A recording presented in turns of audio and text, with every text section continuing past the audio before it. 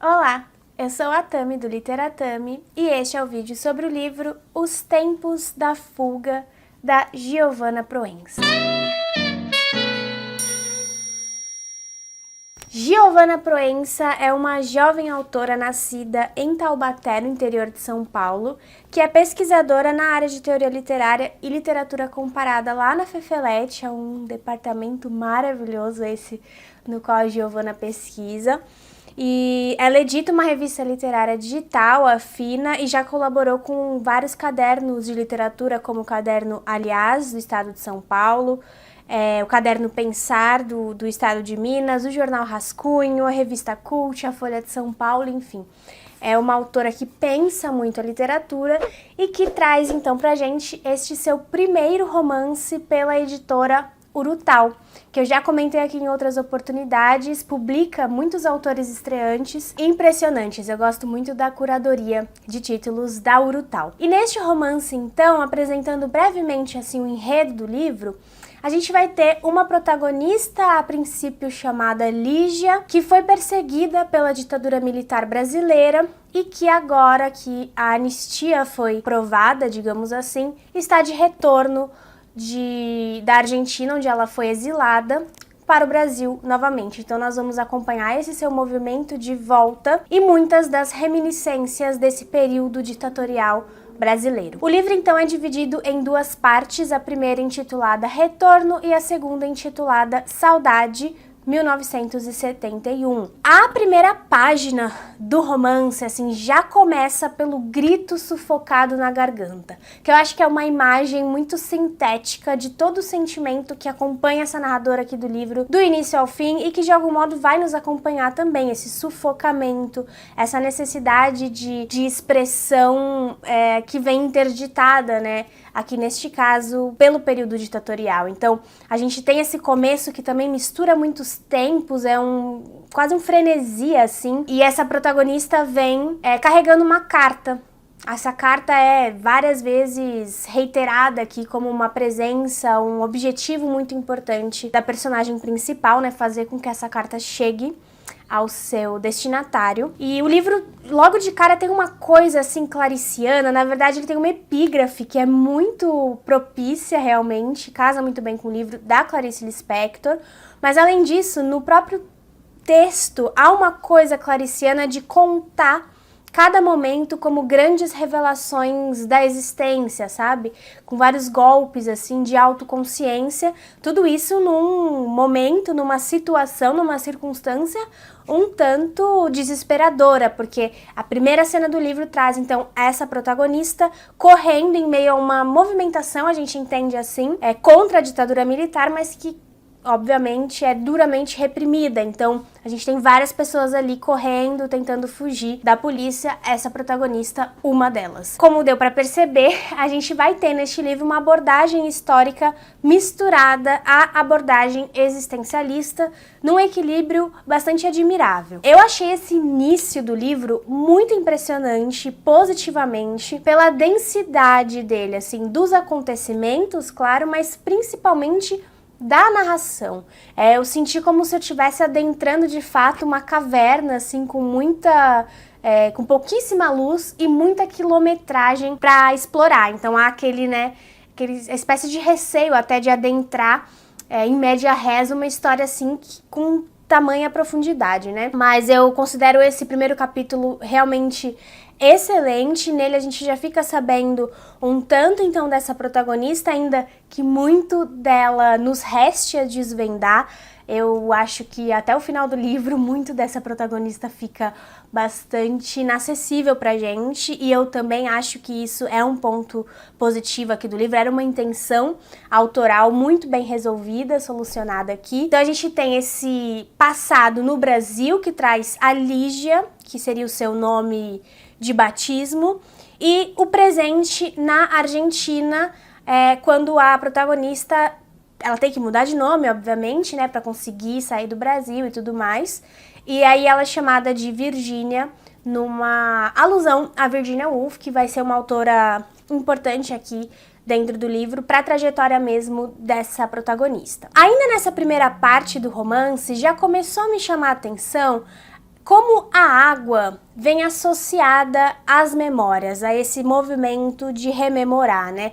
Sobretudo pela fluidez com que essas memórias se movimentam, que é uma fluidez característica da água, né? Então, aplicada a essas memórias, essas lembranças, que a protagonista traga como se fosse oxigênio, sabe? E eu acredito que, de modo geral, assim, não só restrita à memória, mas de modo geral, a temporalidade nesse livro tá muito aliada às águas, né? Por exemplo, a expressão os anos escorridos aqui aparece em certo momento, mas há muito essa referência a essa liquidez que permite o balanço mais ou menos livre aqui pelos meandros dessa história. Então, nessa movimentação, ainda no início, eu cheguei até a ficar em dúvida se a narradora das memórias era a mesma narradora que narrava o presente, porque as duas coisas se misturam aqui. E eu atribuí isso à gravidade do primeiro momento, né? Que é aquela cena que eu falei pra vocês, que inclusive vai reaparecer aqui muitas vezes no livro. Mas lá na frente a gente vai entender o porquê dessa mistura. Mas o fato é que, assim como as memórias são tragadas pela narradora para que a narrativa se movimente, né, como um fluido de oxigênio mesmo da narrativa, também o passado penetra aqui no texto dessa mesma forma, sabe? É como o ar nos pulmões do texto, nos pulmões da narrativa. E a identidade da protagonista vai ser uma questão importantíssima aqui no livro, tanto como um elemento interior à narrativa, como enquanto índice da exterioridade que organizava aquele contexto histórico dos períodos em que a história acontece, né? Ou seja, o sujeito é tratado aqui como uma categoria importante para se pensar a coletividade na qual ele está inserido e que, em alguma medida, ele acaba simbolizando. Então, na Virgínia, há um comedimento que, em relação assim a revelar detalhes da sua vida, por exemplo, para outras pessoas, né, para outros personagens aqui no livro. Então, por exemplo, ela faz amizade com uma senhora assim que ela chega lá na Argentina, que é a Dona Augustina, mas ela tem um receio, que é, claro, totalmente compreensível, dadas as circunstâncias, né, mas que de se expor, mas que parece muito mais profundo do que a gente pode entender num primeiro momento. Ela chega até a dizer que no espelho que ela vê é um fantasma com rosto. Essa é a verdade de quem ela é. E esse, gente, eu já vou adiantar pra vocês que esse é o tipo de livro que assim que a gente termina, a gente quer voltar pro início, por conta das revelações que a gente colhe ao final. Então é muito interessante voltar pra ele, assim, voltar pras minhas anotações aqui durante a leitura pra falar com vocês sobre o livro e poder trazer esse novo olhar já mais sábio em relação aos acontecimentos da história para essa narrativa. Bom, mas então a gente tem essa protagonista que não se reconhece em si, tem essa violência do exílio que segue atuando mesmo no retorno ao Brasil, depois da anistia, né? Que é inclusive um retorno que, assim como o exílio, parece um pouco forçado, não porque ela não tivesse exatamente vontade de retornar, mas porque, como ela diz, né, uma vez que ela podia voltar, permanecer era impossível. Então, ela acaba voltando como um movimento natural dessas decisões políticas feitas aqui no Brasil, né? Essa violência do exílio é uma parte fundamental da Virgínia / Lígia, como se ela tivesse sido arrancada de si, sabe? O seu próprio eu fosse mutilado pelos acontecimentos que a levam a abandonar o seu país. Essa primeira parte, então, como eu falei, ela vai narrar o retorno da Lígia ao Brasil e esse retorno também muito vívido das lembranças da sua vida aqui antes dela ir embora, né? Quase como se essa protagonista se visse capturada pelas armadilhas da memória. Então aí são introduzidos mais personagens que participaram da sua vida e que contribuem para robustecer a sua identidade, para que a gente entenda também um pouco do que a levou a ser exilada. Então essa personagem tem como pai o professor Antônio, ele era chamado assim, que era um homem muito envolvido nas reflexões, nas reuniões de esquerda sobre, de oposição, né, à ditadura militar. Então essas reuniões aconteciam num espaço chamado Casarão, e ali havia também um moço que participava ali das reuniões chamado Carlos, de quem o professor Antônio gostava muito, e que vai ser encorajado pelo professor Antônio a se envolver com a Lígia, com a filha dele. Então, ela também acaba sendo encorajada pelo pai, eles criam ali um relacionamento, ela e o Carlos, mas ela tem sempre aquela sensação de não ser considerada por ele como a Lígia. Então, de novo, a gente tem essa obstrução, né, da identidade da protagonista, que não se sente considerada pelo Carlos como ela é, mas sim por ser a filha do professor Antônio, que é esse cara que ele admirava tanto e tudo mais. Então, tem essa problemática aí no relacionamento dos dois, né? Além desses personagens, a gente tem também o César e o Augusto, que são irmãos da Lígia, a mãe deles, e a importantíssima Ângela, que é uma moça de olhos verdes enigmáticos, que ela também conhece no casarão, mas que, diferente do Carlos, se interessa pela Lígia por aquilo que ela é, sobretudo internamente, né? Há esse desejo de aproximação reveladora dos dois lados, tanto da Lígia quanto da Ângela.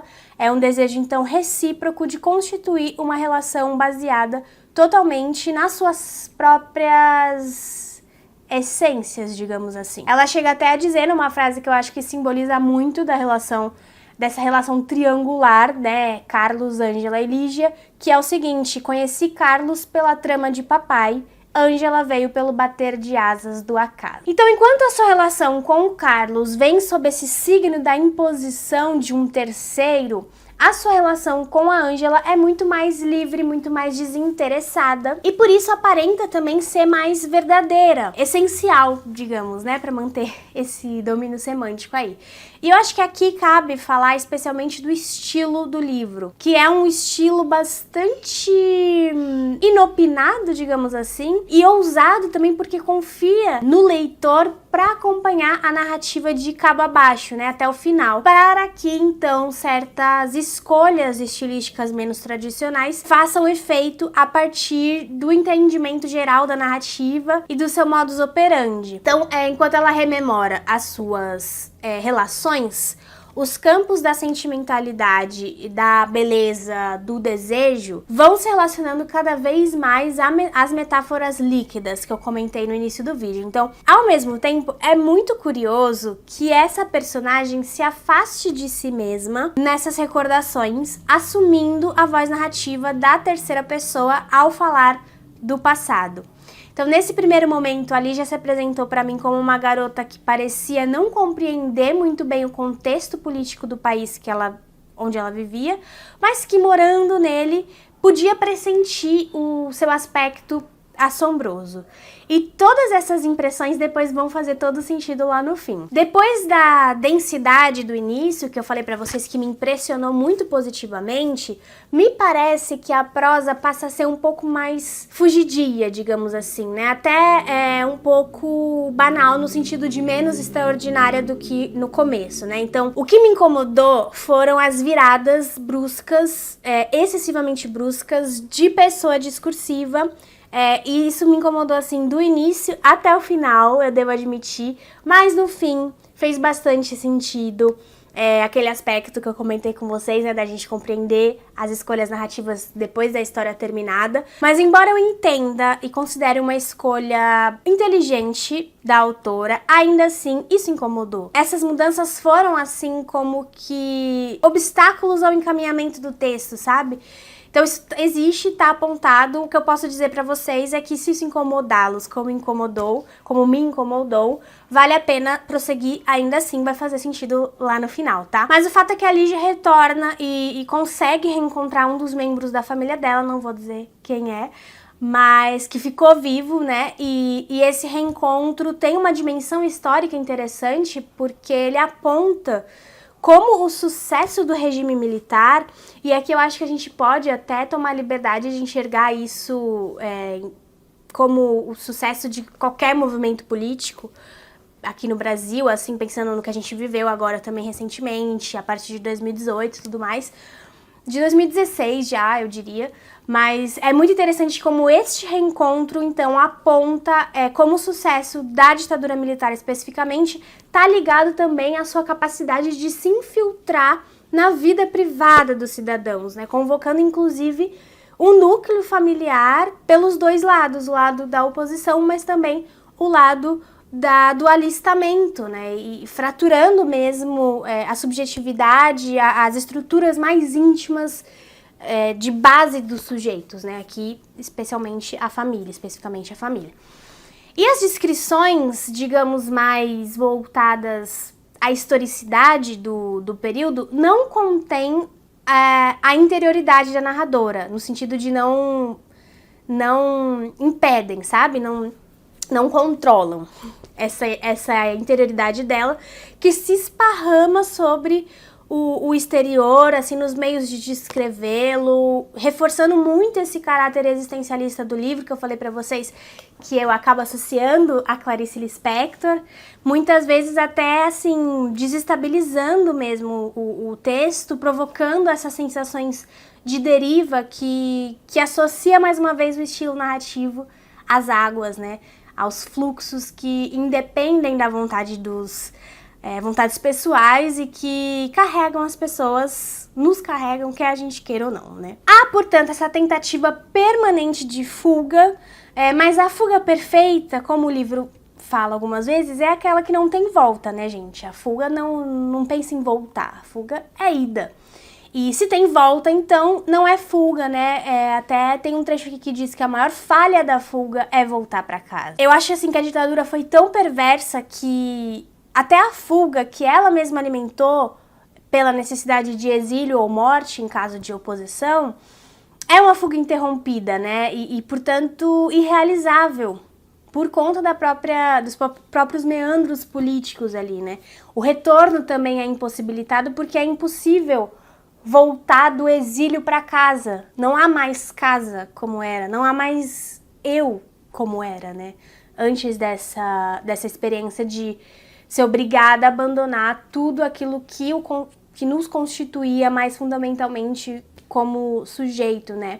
Então, as sutilezas dessas violências estão também sutilmente muito bem desenhadas aqui no livro. A segunda parte do livro, que é intitulada Saudade, e acontece em 1971, é uma espécie de segundo ato, que não deixa de ser também um retorno, não o retorno físico à terra natal, mas o retorno temporal ao ano de 1971 e seus acontecimentos, né? Aquele momento inicial que eu falei pra vocês, que talvez possa ser considerado o clímax do livro, que é aquela perseguição policial, ele é reaproveitado diversas vezes como âncora de retorno, né? Ou como uma espécie, às vezes, de vinheta no final, ou mesmo no começo das novas sessões narrativas, como acontece aqui. Então, de novo, essa segunda parte começa com a mesma cena, com o estampido surdo do tiro. E a gente tem um jogo de duplos representado em diferentes relações aqui. Primeiro, o Carlos e a Ângela, talvez seja assim o mais óbvio, num primeiro momento. Depois a gente tem também esse jogo entre a própria Virgínia e a Juliana, que é uma personagem que vai aparecer aqui nessa segunda parte, mas até assim, em termos de abstrações, esse jogo de duplos está acontecendo.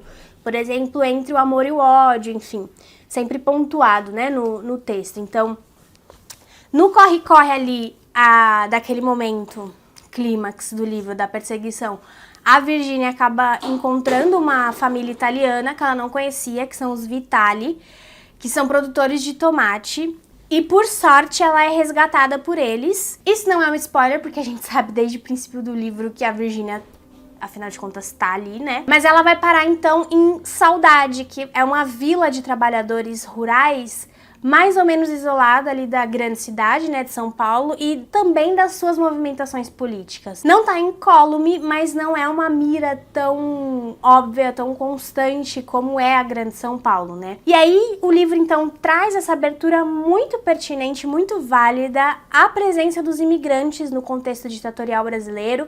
O Estado paulista, né, foi um grande receptor de imigrantes no século passado, como na verdade continua sendo, embora agora diante de novas conjunturas, por outros motivos, enfim, não cabe agora entrar nisso, mas eu acho muito proveitosa essa mirada, a participação dos imigrantes nos conflitos mais ou menos particulares que se desenrolavam ali. Além do mais, a presença deles aqui no livro é uma prova da do trabalho de pesquisa histórica notável por parte da autora, né, da Giovanna, que promove um tipo de reconstituição histórico-cultural de São Paulo, da São Paulo urbana e da São Paulo rural também, com as suas devidas especificidades e atuações políticas, muitas vezes até deturpadas.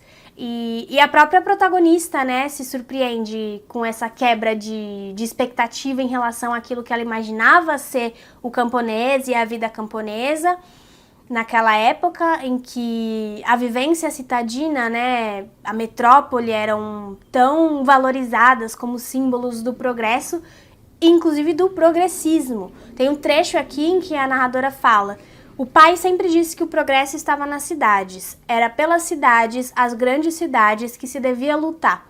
O mundo mais justo estava nas grandes cidades. Fecha aspas.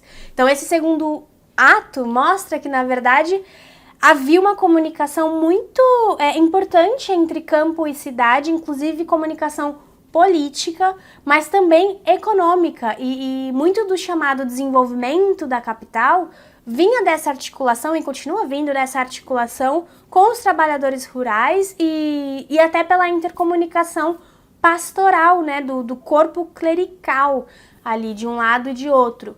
Isso tudo está presente aqui no livro de modo bastante atuante, então eu gostei bastante disso e, além do mais, a autora também estimula um paralelo muito bacana entre a imigração e o exílio, né? São duas condições distintas, às vezes, mas com altas correspondências, né? Como a necessidade de se aprender uma nova vida, um novo modo de viver diante de um novo espaço, ser expulso da vida conhecida, sentir sempre falta da família, não à toa essa vila vai receber o nome de Saudade, né? Da família, dos conhecidos, enfim. Aprender, a necessidade de aprender a se entrosar até onde for possível, enfim. São alguns dos traços que o exílio e a imigração compartilham, né? Tanto um quanto o outro vivenciados pelas personagens principais aqui do livro. Os personagens secundários, por outro lado, que são de um número considerável, assim, e que também atuam de modo a fazer a história acontecer, então eles não estão aqui gratuitamente. E eles também têm os seus determinantes históricos explorados aqui, especialmente pela recuperação de um passado antecedente à ditadura militar, como é o caso do seu Alberto, que é um vizinho ali dos Vitali, que viveu a Era Vargas, que foi para a Itália na guerra, enfim. E a própria avó dos Vitali, dessa família, que é uma matriarca super desbocada, assim, mas é muito legal como essa história anterior vai meio que vazando dessas personagens mais velhas, para manter aí o campo semântico das águas, né, e da fuga, de modo que essa história presente da ditadura é entendida não como um ponto isolado, mas como um produto de todos os processos que encaminharam o mundo àquele momento, né? Então, assim, a gente tá falando aqui de um trabalho muito rebuscado de temporalidade, que é um grande alicerce aqui deste romance, como um elemento participante da trama, mas especialmente como um elemento formal mesmo, né? Da estrutura do livro. Então, o tempo está sempre em fuga, é dito aqui em determinado momento. E a temporalidade vem aliada, nesse sentido, à identidade da protagonista, que também está sempre em fuga durante a narrativa, e isso provoca um vai e volta dissociativo durante toda a prosa, assim, a subjetividade total nas rédeas da narração, sabe? E no fim das contas, essa fuga, com tantas dimensões dentro da história, acaba sendo também, ou até principalmente, uma fuga de si mesma. De modo que a protagonista parece estar fugindo dela, de nós, leitores. A sua identidade é sempre assim meio cifrada, indecifrável, inatingível ou inacessível por completo, sabe? E assim eu acho que o título do livro vai se fazendo cada vez mais pertinente conforme a nossa leitura avança. É um livro, então, muito bem escrito, tem um comando, assim, admirável da pena. Muito legal como os objetos aparecem aqui, agora pensando mais no no campo, no nível do texto, né? Como os objetos vêm dotados de uma carga simbólica muito forte, como motivos literários amplamente explorados na história da literatura. Então, por exemplo, tem o espelho aqui, é um desses objetos. Eu acho que tudo isso, de certa forma, ajuda a inserir esse romance numa espécie de tradição com a qual ele dialoga, além de, é claro, dar indícios da própria bagagem literária, né, formação leitora dessa autora que manipula tão bem esses símbolos já reconhecidos aí nas estruturas literárias, né? Então, as metáforas eu achei, no geral, muito bem elaboradas. Uma ou outra comparação que foi um pouco batida, por exemplo, tem um momento em que ela tá no aeroporto e aí a memória vem como um aeroporto em que decolam e voam lembranças. Isso eu acho que tá um pouco batido, assim. Algumas coisas também meio melífluas demais, mas assim, não é nada que salte tanto aos olhos a ponto de incomodar, muito pelo contrário. Acontece que esse livro é tão bem construído, essas pequenas ocorrências que destoam muito, né? Então não tem como não perceber diante do contraste com a alta qualidade que a totalidade do texto demonstra. Mas eu acho que é completamente natural que esses tipos de coisa apareça num primeiro trabalho. Uma coisa que eu gostei muito também foi o aspecto dramático aqui do livro. Tem umas investidas dramáticas muito bem colocadas, e até o prefácio aqui do livro, que foi escrito pelo Matheus Lopes Quirino, fala um pouco desse flerte do romance da Giovanna com a dramaturgia. E é isso que eu falei pra vocês, gente. O final desse livro pede uma releitura imediata. O Pedro Jucá, que é um autor queridíssimo, que eu já entrevistei aqui no canal também, foi ele quem escreveu aqui a orelha do livro. E ele fala do final como uma explosão. E realmente é isso, sabe? Há aquele desejo de reintegração pós-final, de reconstrução a partir dos novos fatos muito bem protegidos pela narrativa. E o livro provoca também um reolhar à história com H maiúsculo, da história do nosso país, a todos os segredos que ainda se escondem, muito pela falta de reflexão do que foi a ditadura no nosso país. Pelo contrário, né, o que parece haver, inclusive por parte da governabilidade nacional, é um excesso de desvios disso, né, desvios do tema, desvios da ditadura. E daí eu acho a importância de livros como este, que encaram de frente o período da ditadura militar e as suas consequências a nível pessoal e coletivo, e faz isso de um modo esteticamente muito bem trabalhado, né? Então, essa é a minha indicação de leitura de hoje. Se você gostou do vídeo, não se esqueça de curtir. Comenta aí embaixo caso você já tenha lido este romance da Giovanna. Eu fico muito curiosa para ver o que vem por aí depois desse livro, que eu realmente gostei bastante. Se você gostou do vídeo, não se esqueça de curtir. Comenta aí embaixo com indicações de leitura. Inscreva-se no canal se for novo por aqui. E eu vejo vocês no próximo vídeo. Tchau, tchau!